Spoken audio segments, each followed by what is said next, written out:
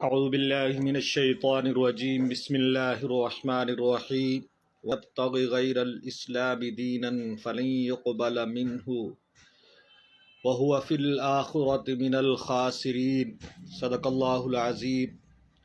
دین اسلام آسان ہے اور زندگی کو آسان بناتا ہے۔ ہر مسلمان کی منزل جو ہے وہ جنت ہے، اور یاد رکھیں جنت کا راستہ صرف ایک ہے، جنت کے حصول کا طریقہ صرف ایک ہے، وہ اللہ کی رضا ہے۔ اور اللہ کی رضا کیسے حاصل کی جائے گی؟ اس کے لیے صرف حضور صلی اللہ تعالیٰ علیہ وآلہ وسلم کا طریقہ ہے، وہ سنت مصطفیٰ ہے، وہ ادائے مصطفیٰ ہے۔